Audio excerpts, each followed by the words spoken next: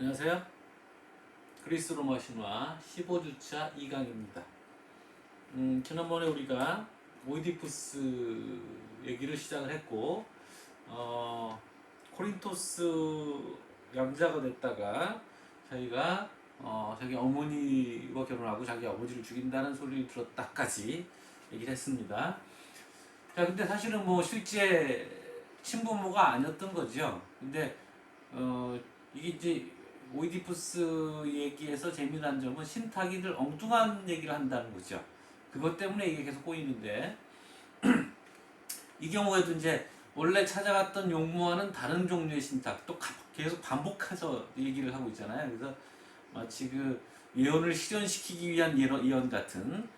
그래서 오이디푸스는 처음에 자기 부모가 친부인지 양부인지를 알기 위해서 갔던 것을 새까맣게 잊어버리고, 자기 아버지를 죽이고 어머니랑 결혼한다는 소리에 너무 놀라서 코린토스로 돌아가지 못하고 시름에 잠겨서 길을 가고 있었어요. 근데 삼거리에 당도했는데 아까가 아니라 지난번에 보였던 그 지도에서 그 델피와 그다음에 델피가 더 위에 있고 테베가 그 밑에 있고 코린토스가 좀 서쪽으로 있고, 그래서 삼각이 형성이 되는데 그들이 만나는 지점쯤에 이제 삼거리가 형성되어 있는 거죠. 그러니까 델피에서 나오는 길이었고, 근데 마침 라이오스 왕은 거기 또 이제 스핑크스가 나타나서 동네가 좀뭐 흉흉해 있던 참에 자기 아들의 행방을 알기 위해서 델피로 신탁을 받기 위해서 가는 길이었어요. 그러니까 테베에서 나와서 델피로 가는 길이었죠. 그러니까 오이디푸스는 코린토스로 에서 나와서 델피로 갔다가 델피에서 다시 나와서 이 삼거리쯤에 도달한 거죠. 근데 거기서 일행이 마주칩니다. 그러니까 라이오스는 왕이니까 수행원들이 여러 있고 가마를 타고 있었어요. 근데 이제 그 길이 좁아서 시비가 붙은 겁니다. 그래서 라이오스 왕이 가마 위에 앉아 있다가 지팡이로 오이디푸스를 때려요. 오이디푸스가 그렇지 않아도 심란한기에 격분해서 그 일행들을 다 때려 죽입니다. 그 일행은 당연히 자기의 원래 친부인 라이오스가 들어가 있는 거죠. 그 중에 일부 한 명만 도망쳐서 테베로 돌아갑니다. 자, 그래서 그렇게 살인을 저지르고 코린토스는 못 돌아가고 테베로 가게 됩니다. 원래 자신의 고향이었던 테베로 가게 되죠. 테베에 가봤더니 라이오스 왕이 사실은 델피의 신탁을 받으러 가려고 했던 이유 중에 하나인데, 그 스핑크스라는 괴물이 나타나서, 그러니까 머리는 여자고 뭐 몸은 사자고, 그래서 그 스핑크스가 바로 이제 이집트에 서 있잖아요. 그 스핑크스가 나타난 거죠. 그래서 스핑크스가 길 가는 사람들을 붙들고 수수께끼를 냅니다. 이 수수께끼 의미심장하죠. 아침에는 3발이었다가 점심에는 2발이었다가 저녁에는 아침에는 4발이었다가 점심에는 2발이었다가 저녁에는 4발이 되는 것을 이렇게 물어봅니다. 그걸 멋지지 못하면 사람들을 해치는 거죠. 그것 때문에 이제 그 테베가 들끓고 있었는데 오이디푸스와 만나게 됩니다. 스핑크스가. 오이디푸스가 답을 맞추죠. 그건 인간입니다. 아침에, 즉 어린 시절에 기어다니다가 4발로 기어다니다가 다 크면서 2발로 걷다가 이제 나이가 들어서 노인이 되면 지팡이를 짚고 다니는 3발이 된다, 이런 건데, 이거 역시 이 장치를 집어넣은 것은 오이디푸스는 인간의 본질에 대해서 알고 있는 지적인 인간이지만 자신의 운명은 모릅니다. 자신이 누군지 모릅니다. 아무튼 그래서 이 나라의 큰 화근을 물리친 덕분에 마침 과부가 되어 있던, 왜 오이디푸스가 죽였으니까 왕을. 그래서 선왕의 왕비인 이오카스테와 결혼하고 옵션으로, 어느 쪽이 옵션인지 모르겠습니다, 나라의 통치를 맡게 됩니다. 티라노스가 된 거죠. 그러니까 선왕의 아들이 형식적으로 아니었기 때문에 누구도 몰랐기 때문에 티라노스란 칭호를 받게 된 겁니다. 그래서 왕을 차지하고 통치를 받고 이오카스트랑 결혼해서 아이를 4씩이나 낳았어요. 딸 둘, 아들 둘.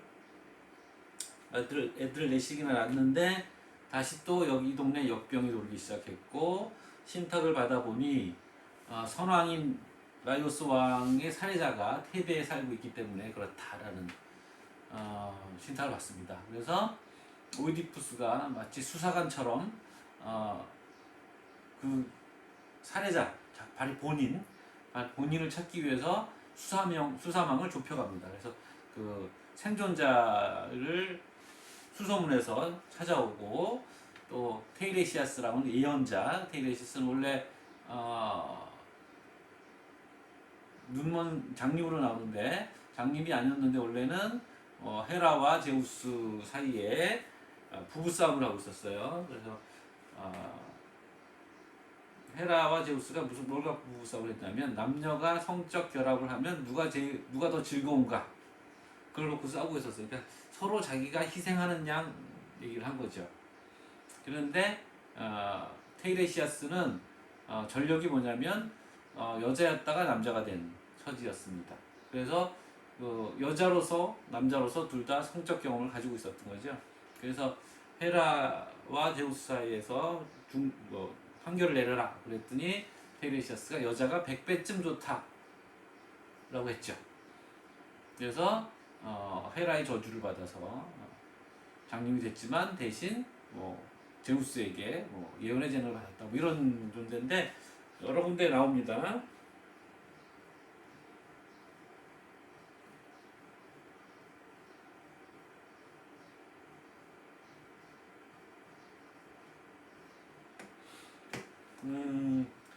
그 테이레시아스는 사실은 사태를 알고 있어요.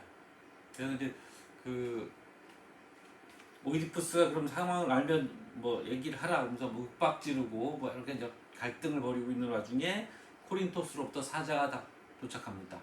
그 사자가 말하기를 왕께서 돌아가셨습니다.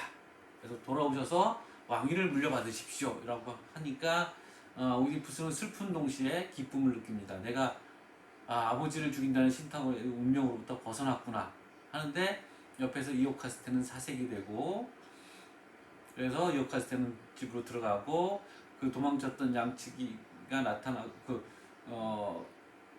오이디푸스를 코린토스 왕가에 넘겼던 양치기도 나타나고 오이디푸스가 살해했을 때 남았던 생존자가 돌아오고 그러면서 사태가 밝혀집니다. 그러자 궁정에서는 이오카스테가 목을 매서 죽었다는 얘기가 전해지고 오이디푸스는 너무나 고통스러운 나머지 자기 옷을 여미고 있던 옷핀을 꺼내서 눈을 찌르고 장님이 됩니다. 맹인이 되죠. 그러고서 오이디푸스는 스스로 자청해서 망명을 떠납니다. 이때 그 오이디푸스의 자식들은 아들 둘은 통치에 눈이 멀어서 아버지를 돌보지 않고 심지어는 추방했다는 얘기도 있고요. 여러 버전이 있는데 그 딸 안티고네는 아버지를 따라 나섭니다.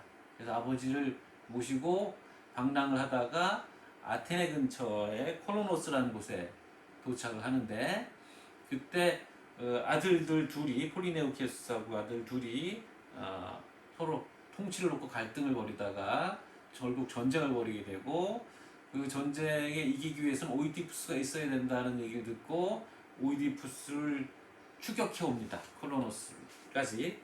이때 오이디푸스가 아테네의 도움을 청했고 그래서 테세우스가 나타납니다. 테세우스가 오이디푸스를 얘기를 듣고 오이디푸스를 콜로노스에 정주하게 하죠. 테베에서 온 그 병력들을 물리치고 전에 그 테세우스 얘기할 때 테세우스가 통치 기간에 자비로운 왕으로 그리고 민주주의 수호자로 나타났다 이렇게 말씀을 드렸는데 바로 이런 모습들이 그리스 비극에 나타나는 거죠. 왜 그러겠어요? 아테네에서 비극이 나왔기 때문이고, 아테네가 자신들의 나라의 위상을 높이기 위해서 비극 작가들이 이런 얘기들 자꾸 집어넣는 거겠죠. 아무튼 그래서 거기서 콜로노스에서 하직을 하고 안티고네는 다시 고향 테바이로 돌아가게 됩니다. 여기 이제 여러 버전들이 있는데요. 일리아스에는 장님이 안 되고 왕을 계속 하다가 전쟁에 나가서 죽고, 그래서 뭐 추모 기념 운동 경기가 벌어졌다는 얘기도 이제 전해지는 거고요. 그 다음에 오디세이아에서는 이오카스테는 자식 없이 자살한다는 쪽으로 나오고, 또 포이니케 여인들이라는 비극에서는 아들끼리 죽일 때까지도 이오카스테가 살아있었다라는 식으로 얘기가 되고 있습니다. 여러 버전이 있는 거죠, 역시 이것도. 자, 그림들을 좀 봅시다. 이게 이제 그 오이디푸스, 아까 이제 그 발목을 꿰서, 쇠고창으로 꿰서 거기다 줄을 묶었다고 했잖아요. 그래서 발이 부었어요. 다리를 저렇겠죠, 커서도. 이 오이디푸스가 그래서 부은 발이라는 뜻입니다. 그래서 이름이 그렇게 붙였어요. 그러니까 아이를 받을 때 아이의 발이 부어 있으니까 거기에 착안해서 이름을 지었다, 뭐 이런 거겠죠. 그래서 이게 이제 바로 그 코린토스로 입적되는, 양자로 입적되는 장면을 그린 거라고 합니다.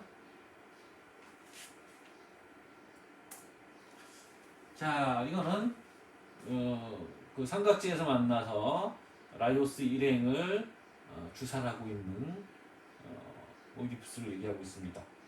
여기 다리를 감았죠? 뭐 다리는 저로서도 굉장한 완력을 갖고 있었던 모양이에요.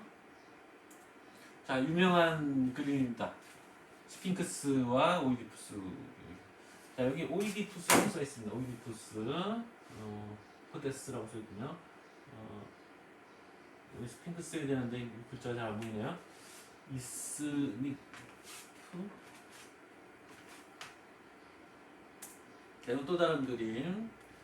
자, 오이디푸스이고, 여기 스핑크스인데 가슴이 있고, 그죠? 여기 사자 다리가 있고 얼굴은 보이지 않습니다. 미스테리하게 처리를 했어요. 자, 이거는 왜 보여준 거냐면 오핀 때문에 보여준 건데, 무슨 오핀이 이렇게 뭐 작아도 뭐 그렇긴 합니다만, 그 그리스인들은 이 안에 있는 옷, 안에 갇혀 입은 옷은 히마티온이라고 부릅니다. 좀 이상한데?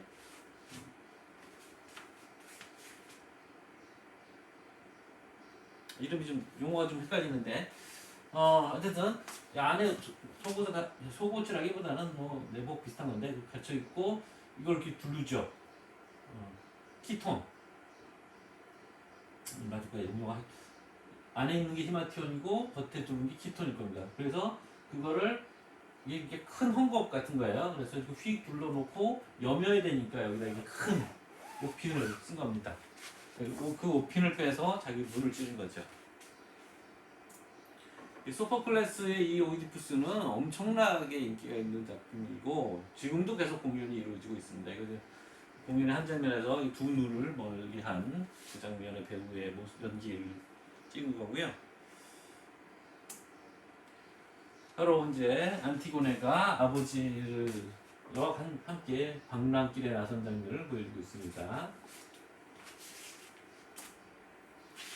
콜로누스가 어디 있는지를 보여주고 있는데, 이렇게 되어 있는 것은 아테네 시를 보여주는 거고요. 그러니까 예전에는 아테네 안에 들어가 있지 않고 아테네 바깥에, 그러니까 아테네 근교에 있었던 거예요, 콜로누스라는 곳이. 근데 지금은 이제 아테네가 커지면서 그 안에 편입되어 있습니다. 요 지점쯤이 아테네라는, 콜로누스라는 거고요. 그 다음에 이게 바로 이제 콜로누스인 오이디푸스를 데려가기 위해서 아들이 왔다가 이제 만류당하는 장면입니다. 여기는 이제 테세우스는 아직 안 나와 있죠? 자, 그 다음에 오이디푸스 얘기는 끝났고, 이제 아들 간의 문제입니다. 에테오클레스와 폴리네이케스가 오이디푸스의 두 아들인데, 이들에게 이제 정권이 넘어갔기 때문에 에테오클레스와 폴리네이케스는 처음에는 서로 번갈아가면서 다스리기로 합니다. 순환 통치하기로 했는데 에테오클레스가 먼저 통치했다가 권력을 돌려주지 않는 거죠. 그래서 폴리네이케스가 분노하여 옆 나라인 아르고스로 가서 그곳 사위가 돼서 군사를 모아서 쳐들어왔습니다. 자, 아르고스의 왕은 아드라스토스인데요. 오늘 아드라스토스가 바깥이 시끌시끌해서 나가보니까 사자 가죽을 뒤집어 쓴 폴리네이키스하고 멧돼지 가죽을 쓴 튀데우스가 잠자리를 놓고 이제 싸우는 것을 봤습니다. 근데 그걸 보니까 언젠가 받은 신탁, 딸들을 사자와 멧돼지에게 묶으라 라는 신탁이 떠올랐고, 그래서 이들이 사육감이라는 것을 알아채게 됩니다. 근데 이 튀데우스가 쓰고 있는 그 멧돼지 가죽은 어디서 온 거냐? 이게 여러 차례 한번 나왔습니다만, 여러 차례 칼리돈의 멧돼지예요. 그래서 칼리돈의 멧돼지는 뭐냐면 오이네우스의 왕이 오이네우스가 칼리돈의 왕인데, 오이네우스 왕이 오이네우스하고 포도는 오이노스거든요. 그래서 이름도 비슷해요. 오이네우스 왕이 포도 수확을 마치고서 아르테미스 여신은 빼놓고 감사제를 올렸습니다. 근데 이게 뭐 포도주하고 야생의 여신이잖아요. 그리고 뭐 짐승들의 여주인이고 사냥의 여신이고, 이게 무슨 상관이 있나 싶은데 이거 참 잘 짚어낸 얘기인 것 같아요. 그 생활에서 나온 얘기인 거죠. 오늘날도 보시면 그 강원도 이런데, 경기도 이런데도 마찬가지입니다. 사실은 경작지에 멧돼지들이 내려와서 경작지 작물들을 훼손하고 먹고 피해를 많이 끼칩니다. 근데 멧돼지를 공식적으로 사냥할 수 없기 때문에 뭐 이제 사냥 기간을 둔다 뭐 이런 얘기들 합니다만, 이전에도 마찬가지였던 거죠. 경작지에 야생동물들이 내려와서 이제 훼손을 한 건데, 그러니까 달리 얘기하면 자연의 관점에서 보면 경작지라는 것은 자연의 일부를 헐어서 거기서 수확을 올리는 방식인 거죠. 그러니까 농사가 잘 되려면 거꾸로 야생의 주인에게 감사를 표해야 되는데 그렇지 않았던 거죠. 그래서 이 아르테미스가 멧돼지를 보내서 농작물지를 파괴하고 사람과 가축을 해치게 했습니다. 그래서 이제 이 오이네우스 왕이 영웅들을 모아서 이 거대한 멧돼지를 잡으려고 한 거죠. 그림부터 먼저 보시면 이거는 이제 티데우스인데 결국 이 티데우스도 사위가 됐고, 그래서 테베로 쳐들어갔는데 그 테베에 쳐들어가서 어떤 전설에는 이 이스메네를 얘기하는 건데, 이스메네가 이제 오이디푸스의 딸 중에 하나입니다. 하나는 안티고네고 하나는 이스메네인데, 이스메네를 죽였다는 얘기가 있어서 그게 이제 화병 그림에 담긴 겁니다. 자, 이거는 오이네우스 왕을 뭐 역시 화병 그림에다 그린 것 같아요. 오이네우스 왕이고, 이 오이네우스 왕이 이렇게 쭉 신상들이 있는데 참배를 하고 있습니다만, 아르테미스 여신단을 이제 빼앗았다는 얘기를 이제 그린 것 같아요. 신상들 쫙 있죠.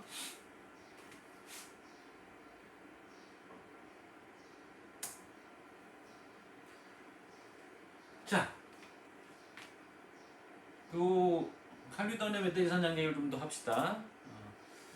거기에 이제 참가했던 여러 영웅들이 있습니다. 거기에 이제 뭐 펠레우스도 있었고, 테티스의 남편이자 아킬레우스의 아버지 그랬는데, 여기 이제 아탈란테와 멜레아그로스가 제일 유명한 영웅들인 거죠. 이 멧돼지 사냥에서는 아탈란테는 여전사였어요. 여자 사냥꾼이었고, 멜레아그로스도 여기 참가했는데, 이 멧돼지를 잡는 과정에서 아탈란테가 첫 부상을 입히고, 멜레아그로스가 이제 결정터라고 되어 있는 결정타를 가해서 멧돼지를 결국 잡았습니다. 근데 이제 이런 걸 잡으면 전리품이 문제인 건데, 멜레아그로스가 결정적으로 이제 공헌을 한 멜레아그로스가 멧돼지 머리와 가죽을 아탈란테에게 줍니다. 사실 멜레아그로스는 유부남인데 아탈란테를 좋아했던 거죠. 그래서 준 건데, 그 옆에 있던 외삼촌들이, 왜 남들이 난리인지 모르겠으나 친척이 이런 게 늘 문제예요. 외삼촌들이 네가 가장 공헌을 했으니까 네가 갖거나 아니면 이 친척인 우리를 주거나 그래야지 왜 뜬금없이 여자한테 주느냐 뭐 이런 거죠. 그러다가 이제 다툼 끝에 어쩌다가 자기 외삼촌들을 죽이게 됩니다. 근데 이 소식을 들은 알타이아, 그 멜리아그로스의 어머니 알타이아가 자기 오라비들을 죽인 거죠, 뭐. 이것도 참 묘한 선택인 거예요. 자기 자식보다 자기 오라비를 죽게 한 것을 더 분노한 것이죠. 어떻게 보면 이제 메데이아를 반쪽 좀 떠올리게 하는데, 이때 이제 이 어머니에게 뭐가 있었냐면 이 아이가 태어날 때쯤, 멜리아그로스 태어날 때쯤 운명의 여신이 나타나서 어떤 장작을 보여주면서 이 장작이 다 타게 되면 이 아이의 수명도 끝난다라는 얘기를 듣는 거죠. 그래서 그 장작을 고이 간직하고 있었는데 꺼내서 태워버립니다. 그래서 멜리아그로스가 죽는 거죠. 이 멜리아그로스를 나중에 테세우스 헤라클레스가 하데스에 가서 만나서 멜리아그로스의 여동생 데이아네이를 만나게 되는 얘기가 있잖아요. 그죠? 기억하시죠? 자, 그래서 티데우스는 멜리아그로스의 형제였고요. 그러니까 데이아네이라의 오라비였던 겁니다. 뭐 아탈렌테가 왜 다시 돌려줬나 보죠. 아마 죽게 돼서 뭐 그런지 하여튼 그 멧돼지 가죽의 소유권을 티데우스가 갖고 있어서 또 뒤집어 쓰고 왔다는 거죠. 그래서 아드라스토스는 이 둘을 사위로 맞고 폴리네이케스의 사정을 듣고는 용사들을 모아서 테바이로 쳐들어갑니다. 전에 얘기했던 것처럼 테바이의 성문이 7개가 있어서 7군데에 나눠서 보냈다는 건데 워낙 여기도 유명한 전쟁이었기 때문에 거기에 뭐 이런저런 용사들이 많이 끼어들어간 건데 여기서 이제 제일 인상 깊은 영웅은 암피아라오스라는 사람입니다. 이게 예언가거든요. 그래서 그리스 전쟁에는 예언자들이 반드시 끼어들어갑니다. 그래서 우리 아르고의 모험에서도 예언자가 둘씩이나 들어가 있었고, 그래서 전쟁을 하기 시작하면 좋을 때, 철수하기 좋을 때 이런 것들 그때마다 점을 쳐서 전쟁을 합니다. 그래서 뭐 그리스인들에게는 점술이 과학이냐 아니냐 뭐 이런 논란도 벌이고 그랬어요. 아무튼 그래서 암피아라우스는 사실은 예언자이기 때문에 이게 원정이 실패할 걸 알고 자기가 죽을 걸 알고 있었는데 여기 이제 아까 지난번에 얘기했던 하르모니아의 목걸이가 등장을 합니다. 헤파이스토스가 선물로 줬던 목걸이. 그래서 이제 폴리네이케스에게 이 목걸이가 있었던 거죠. 왜 그렇죠?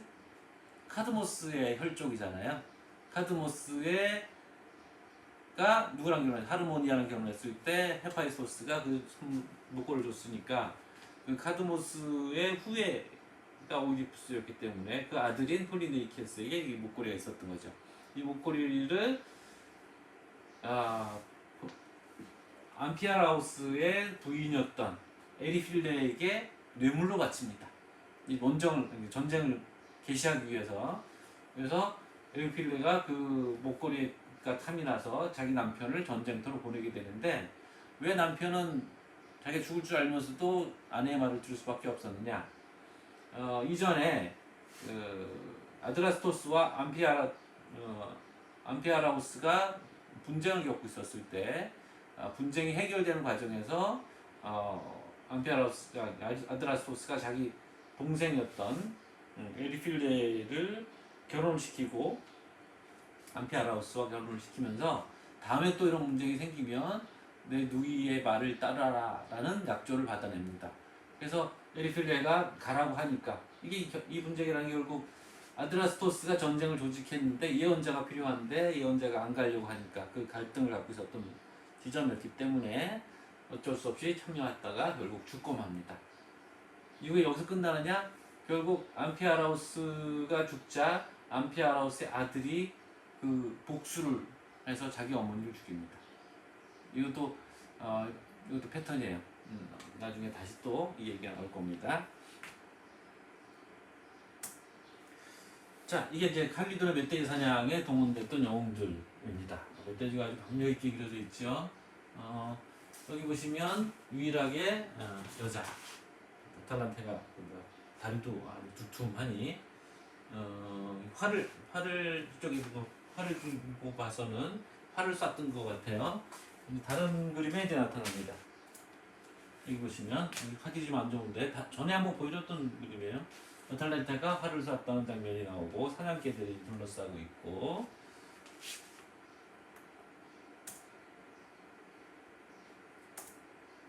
자 여기도 이제 그 장면인데 멧돼지를 놓고 이 둘이 멜리아그로스와 아탈란타겠죠. 근데 옆에 뒤에 있는 게 외삼촌들인 것 같아요. 외삼촌들이 눈독을 들이고 있었고 그래서 그 분노한 엄마가 자기 아들의 생명에 남긴 장작을 태웁니다. 이건 외부 영혼이라고 부르는 겁니다.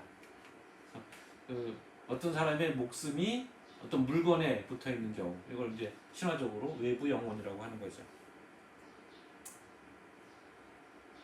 그래서 이게 바로 에리필레에게 네크리스 목걸이를 주고 있는 폴리네이키스의 모습을 그린 겁니다. 자 이렇게 해서 이제 전쟁이 시작됩니다. 이 가문 얘기가 참 길게 이어집니다. 자 이 정도 얘기를 하고 강의를 마치겠습니다. 수고하셨습니다.